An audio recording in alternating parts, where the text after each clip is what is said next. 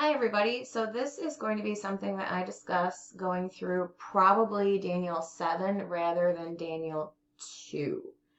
I will probably make mention of it when going through Daniel 2, but Daniel 7 is probably where this will come into greater fruition. And this has to do with the black. This is color coded.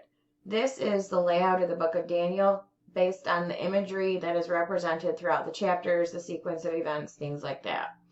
So as you can see, the gray here is related to Babylon, and yes, end times Babylon is returning to its original place. And then you have the second, which is the light blue, which is the Medo-Persian Empire, the dark blue, which is the Greek Empire, and then the black is the beast and the 10 kings. It is the fourth empire, the fourth kingdom, and it is Revelation 13.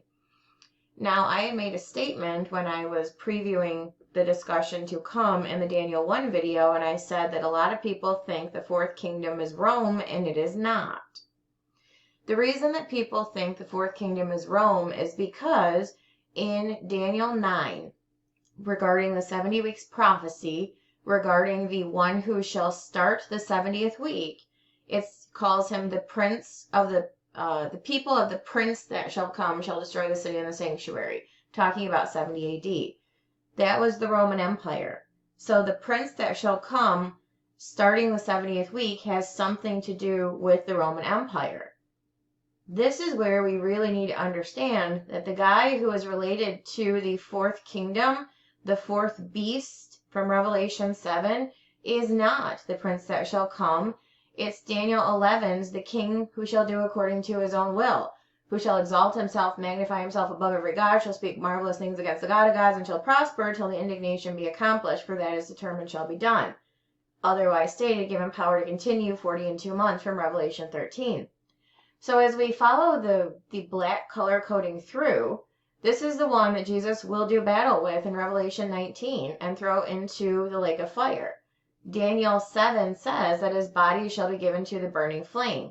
He is, according to Daniel 7, also the little horn that comes up among the 10, with a mouth speaking great words. And it's the great words that he'll be judged for, and his body will be given to the burning flame. This is the one who shall cause the sacrifice and the oblation to cease, again, per Daniel 11:36. And for the overspreading of abominations he shall make it desolate, even until the consummation that determined shall be poured upon the desolate. You take this over to Revelation, it's the beast that the woman is riding in Revelation 17. This is not the prince that shall come. This is not the guy who starts the 70th week. This is the beast who ascends out of the bottomless pit amidst trumpet 6. Who is specifically named in Revelation 9:11 to be the angel of the bottomless pit, the king of the locusts. Specifically why Daniel 11:36 calls him the king who shall do according to his own will, because he is the king of the locusts, the angel of the bottomless pit.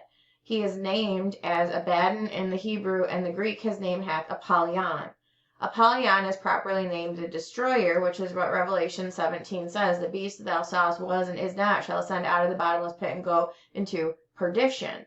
Perdition is the Greek word apollia. He is named Apollyon, the destroyer. Go about his destruction. So the reason I said that this is not related to Rome is because Rome is related to the empire that destroyed the city and the sanctuary in 70 AD, and it is linked to the guy who starts the 70th week. If you notice on this chart, there's nothing here that relates to the starting of the 70th week. The black that follows through is related to the abomination of desolation, the midpoint, and then given power to continue the 40 and 2 months, and the guy who Jesus does battle with at the second coming. This is a fundamental misunderstanding, and why people posit that this fourth kingdom, this fourth beast is Rome, is because they do not differentiate between the rider on the white horse in Revelation 6:2, who is the prince that shall come from Daniel 9:26, from the beast in Revelation 13, who is the one who commits the abomination of desolation. They are two entirely different beings with two entirely separate purposes and two entirely different time frames within the confines of the 70th week. That is why this has nothing to do with Rome. It has to do with a guy at the midpoint of the 70th week, the little horn that comes up among the 10. He is not mentioned until Revelation Well, he's properly named in Revelation 9, but he doesn't ascend out of the bottomless pit until Revelation 11, and then he's given power to continue for the second half of the 70th week in Revelation 13. He is not and cannot be, based on the sequence of events that we are told he is associated with and his timeline, cannot be the same as the prince who shall come to start the 70th week, who is the rider on the white horse in Revelation 6. Therefore, he has nothing to do with Rome. The one that may or may not, if anyone does at all, is the rider on the white horse in Revelation 6. And that has nothing to do with anything in black. They are two entirely separate people. So I appreciate the question. I will address it probably at least a little bit when talking about Daniel 2 and definitely in Daniel 7. But this is why you will note on here there is no reference to a prince who shall come or to the beginning of the 70th week. Because everything related in black is to the beast, and he does not arrive on scene until trumpet 6, and then he's given power to continue 40 and 2 months just after the abomination of desolation. Daniel 9:27 says, he shall confirm the covenant with many for 1 week. That's Revelation 6:2's rider on the white horse.